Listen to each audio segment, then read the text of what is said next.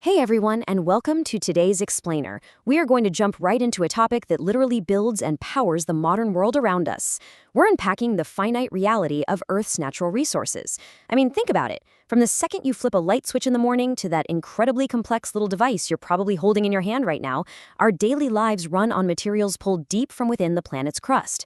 But here's the thing. The Earth's geological bank account, it's not bottomless, and the math of our consumption is quickly catching up with us. So let's dive into it. Section 1, the candy jar dilemma. All right, before we get into the complex science, I want you to imagine a giant jar of candy just sitting right there on your kitchen counter.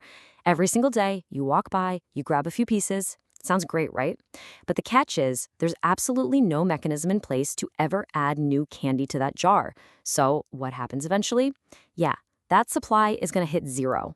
And that super straightforward scenario perfectly encompasses the core problem we're facing with resource depletion on a massive global scale.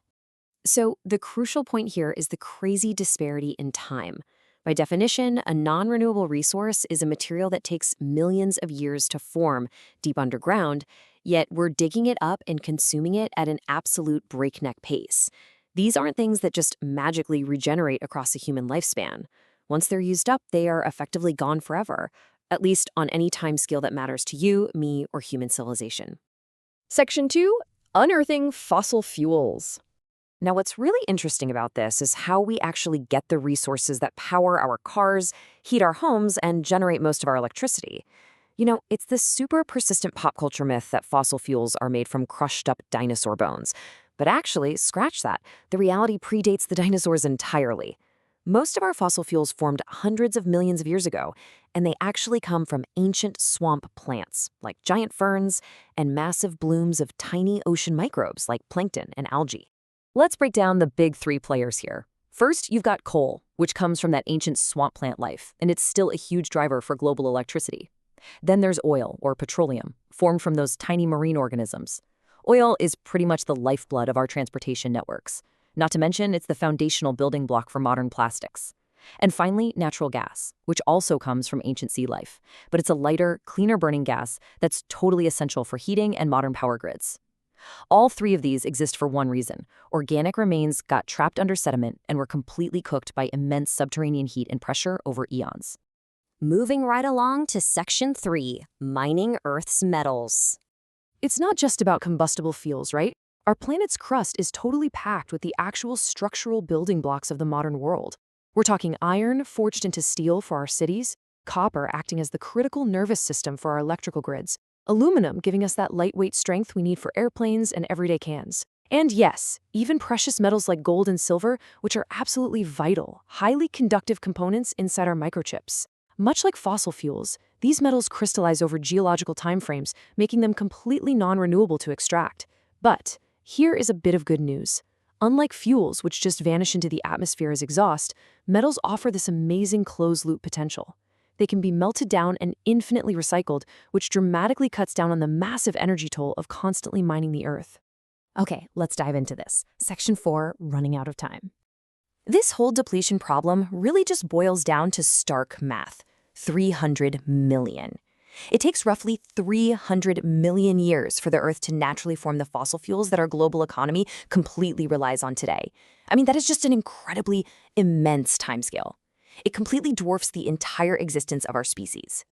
Now take that mind-boggling geological timeline and compare it to this.